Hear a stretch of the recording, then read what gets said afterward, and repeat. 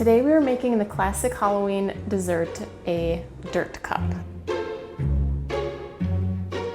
So you're going to need 2 cups of cold milk, a 3.9 ounce packet of instant chocolate pudding mix, about 1.5 cups of crushed Oreos. So the recipe I'm using said that's about 16 Oreos. I did mine in just a food processor, but you can put them in a zip top bag and crush them that way. I have some gummy worms, 20 of them. You can use more or less. Those are just for decoration on top. And then a 8-ounce container of frozen whipped topping thawed. And if you're kind of in a rush or you didn't realize that you had to let this thaw, which the container says it takes 4 hours to do in the fridge, you can pop this in your microwave. I put mine on defrost. My microwave only has 1 defrost option. I don't get to choose between poultry and beef or whatever. But I put this on defrost for about 30 seconds and then I just gently folded it to kind of evenly distribute the heat, and then it was thawed for me. So you can also thaw it at 30 or 50% of your microwave's power. Getting right into it, so I have a large bowl into which I'm going to be putting my 2 cups of cold milk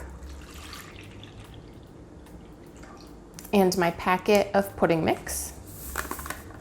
We're going to whisk this for 2 minutes.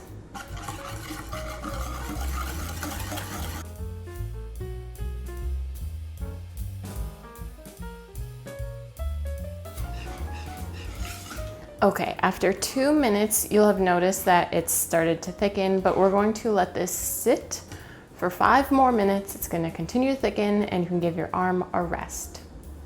Okay, once your 5 minutes are up, we're going to stir in our frozen whipped topping that is now thawed. You really could use homemade whipped cream if you wanted. I think that would work just fine. This is the fun part. When you're the chef, you get to lick the spoon or the utensil. And since we no longer needed that whisk, so we're stirring in half of our crushed Oreos. So that's 3/4 of a cup if you want to measure. And I'm not gonna stir aggressively because I don't want to knock a ton of the air out of our whipped topping. So I'm just gonna fold. I'm gonna fold everything together.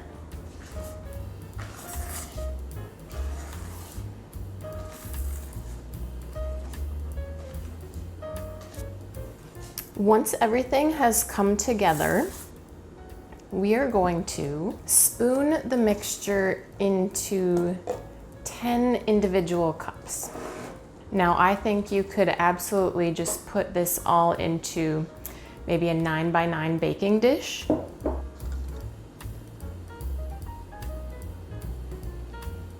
Instead of the individual cups. And I'm not sure volume-wise how much will end up in each cup, so I'm just going 1 scoop at a time and we'll add more. It might be about a half cup to 2/3 of a cup in each individual cup.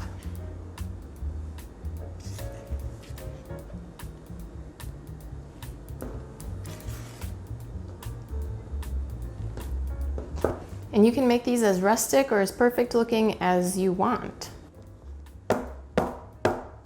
I'm just gonna tap mine down. So at this point, our recipe says to sprinkle the remainder of our crushed Oreos over the top, and then these sit in the fridge for at least 60 minutes, so at least an hour. And then they are good up to 3 days later. But since the Oreos are gonna be in contact with the wet pudding mix, that can make them soggy. So I'm gonna let these sit for the 60 minutes and then I'm going to put the Oreos on top and our worms for our little dirt cups. Let's see if I can fit them all into my little pan here. Maybe not all of them. It's okay. Because what I want to do is, if you've ever had homemade pudding, as it sits, it creates a skin forms on top, and that texture is not very pleasant. And I know this is not straight pudding, but I don't want to take my chances. So, just gonna cover them with plastic wrap.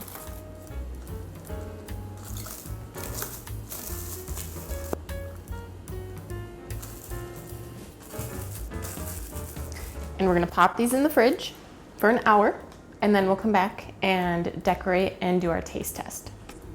Okay, so our hour is up. I'm just gonna compose 2 of our dirt cups. So that leftover cookie crumble that we had, I'm gonna put a couple spoons on top.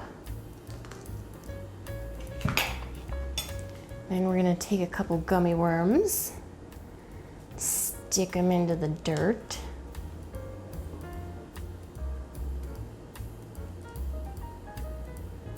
And there you have it, your delicious dirt cups. All right, let's give our dirt cup a taste. I'm gonna go around the worms for now, but I'm a big fan of all of that Oreo crumble topping.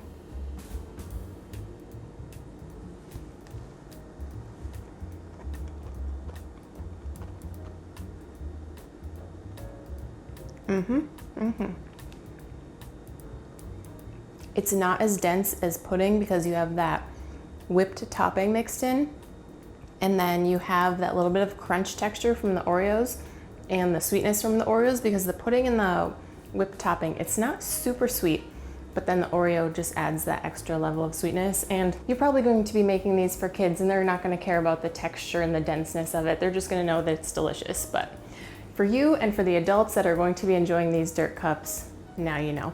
I will leave all of the ingredients and the instructions down below in the description, along with the link to the original recipe that I am borrowing. And happy Halloween!